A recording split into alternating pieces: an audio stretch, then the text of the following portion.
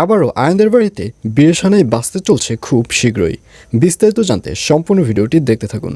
আসসালামু আলাইকুম প্রিয় দর্শক, সবার কি অবস্থা? হাজির হয়ে গেলাম দীপ্ত টিভির নিবেদিত মাশরাফি জুনিয়র নাটকের 1191তম পর্বে কী সব ঘটতে চলছে তার অগ্রিম খবর নিয়ে।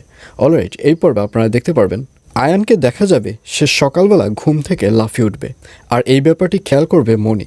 তখন মনি বলবে, কী ব্যাপার, কোনো বাজে স্বপ্ন দেখেছো? তখন আয়ন বলবে, না, বাজে কোনো স্বপ্ন দেখিনি।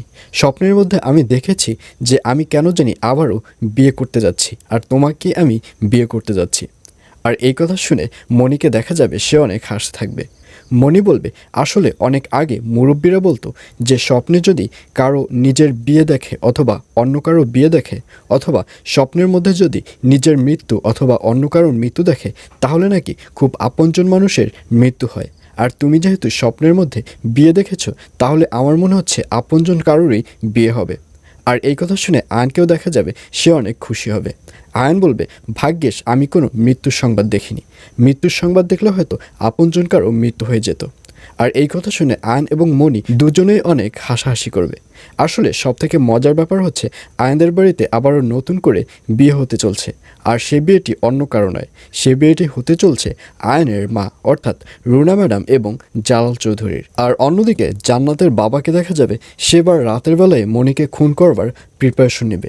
আর এর জন্যই সামিউল জান্নাতের বাবার হাতে যে পিস্তলটি দিয়ে গিয়েছিল সেই পিস্তলটি রেডি করে এবার রাতের বেলায় মনিদের বাড়ির উদ্দেশ্যে রওনা করবে। আর অন্যদিকে তুতুলকে দেখা যাবে তুতুলের অবস্থা খুবই খারাপ থাকবে, কারণ তুতুলের আগের পাটা তো অনেক আগে থেকেই অকেজো ছিল, আর নতুন করে যে বদমাশরা তুতুলকে মেরেছে তারপর থেকে পরের পাটিও অকেজো হয়ে গেছে। আর এই ব্যাপারগুলো নিয়ে তুতুল কান্নাকাটি করবে।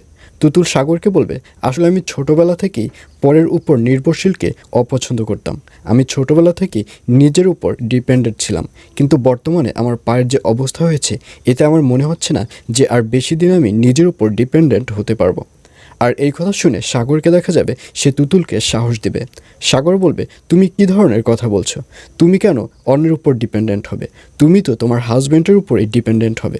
আর হাজব্যান্ডের উপর অর্থাৎ আপন মানুষজনের উপর ডিপেন্ডেন্ট হওয়াকে কোনো ডিপেন্ডেন্ট বলে না। সুতরাং তুমি এই ব্যাপার নিয়ে কোনো টেনশনই করবে না। এইসব বলে সাগরকে দেখা যাবে সে তুতুলের মনে সাহস যোগাবে। আর এছাড়াও থাকবে আর আশ্চর্য সকল ঘটনা। সুতরাং সবাইকে মাশরাফি জুনিয়র নাটকের আগামী পর্ব দেখার আমন্ত্রণ রইল।